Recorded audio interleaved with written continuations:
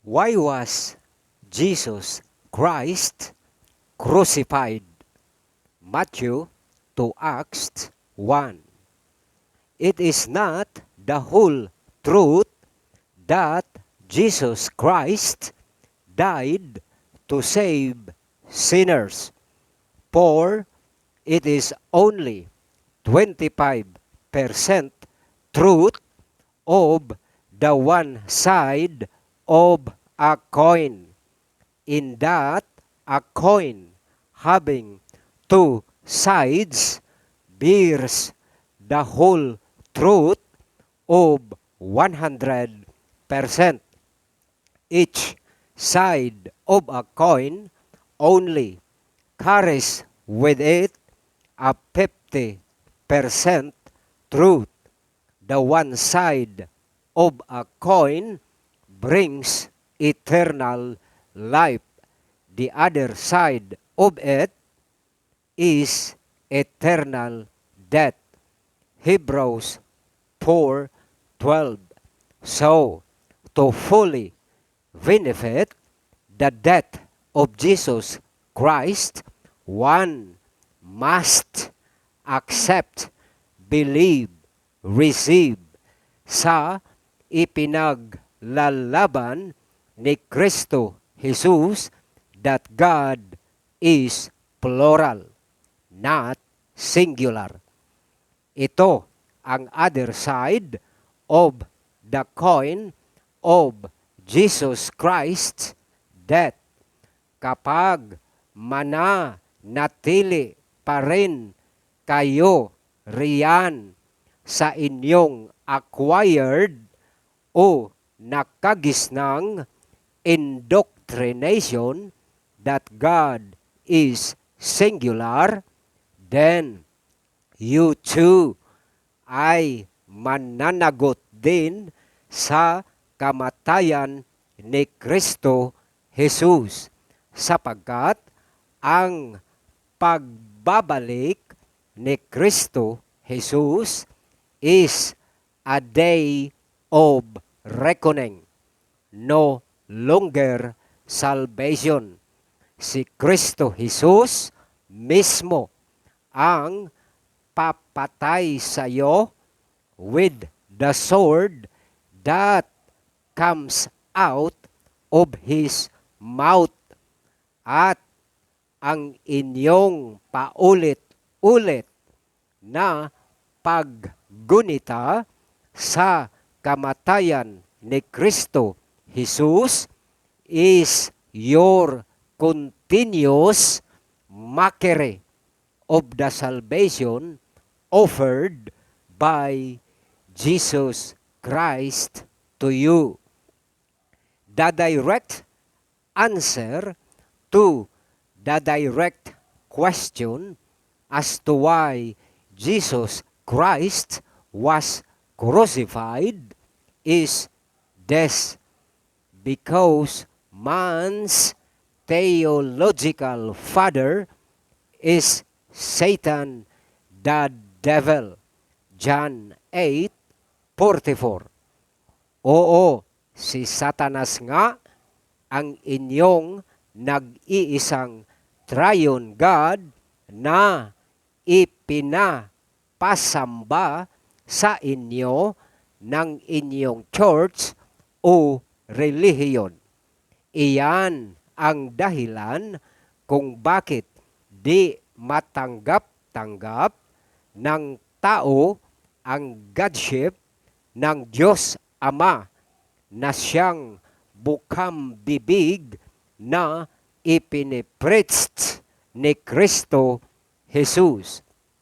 And to make it appear na mali nga ang theology ni Kristo Jesus that God is plural, they charged Jesus Christ as a false prophet, a law breaker, and above all, as a blasphemer.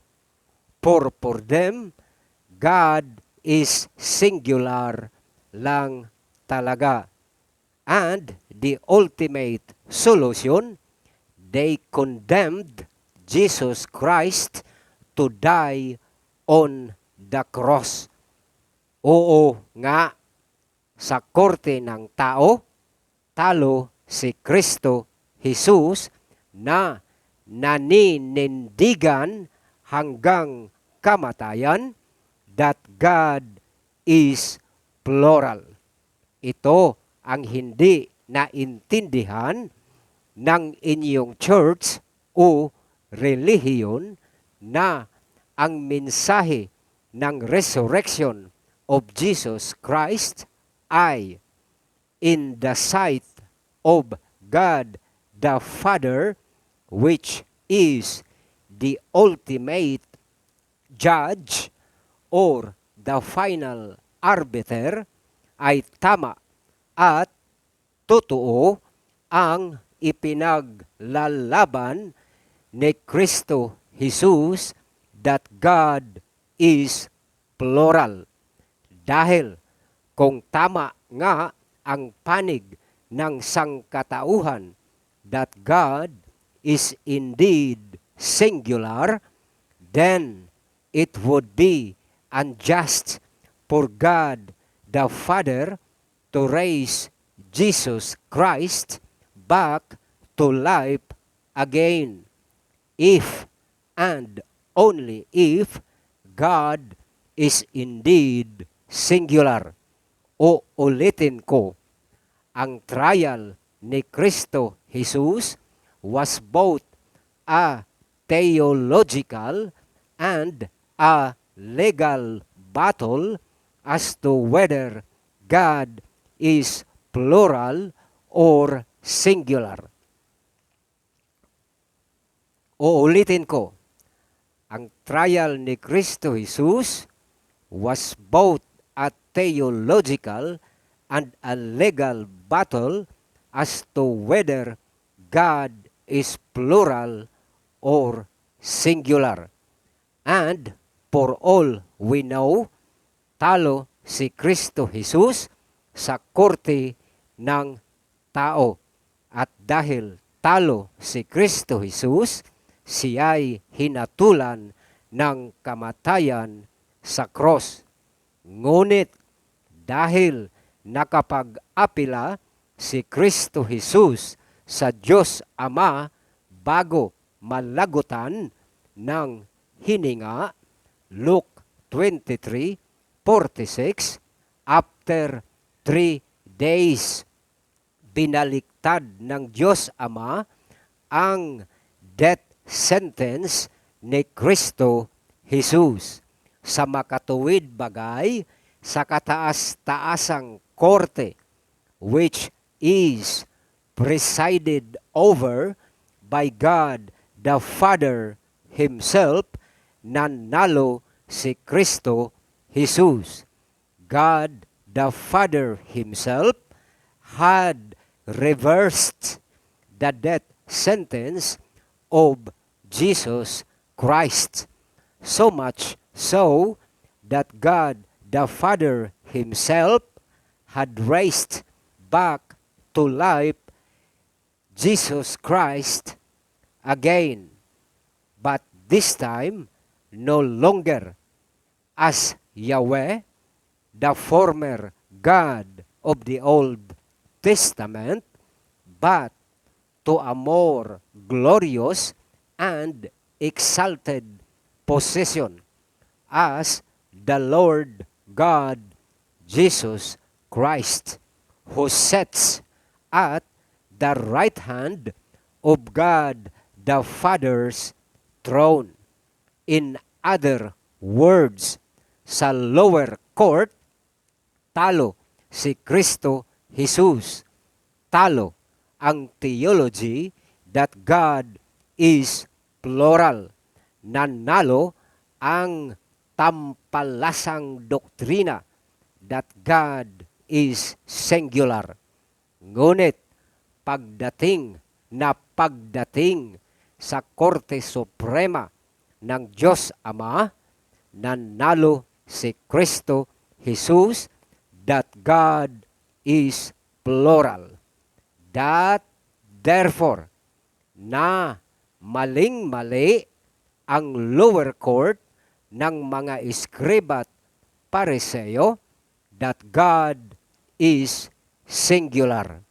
So, will you remain loyal and faithful still with your church or religion's doctrine that God is singular?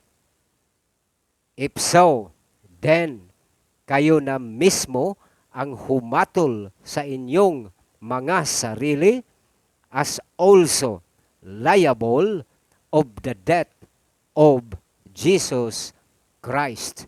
Matthew 27:25.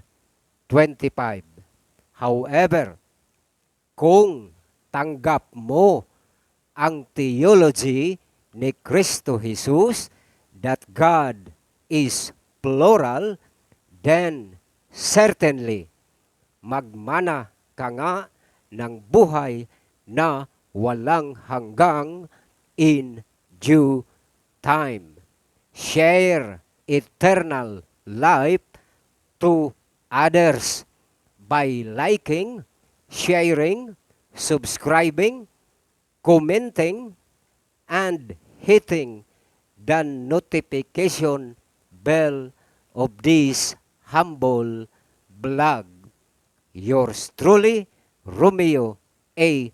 Morada, the workman of both God the Father and also of the Lord God Jesus Christ, through the infilling and indwelling of the Holy Spirit, which is the joint spirit of the Father and also of Jesus Christ.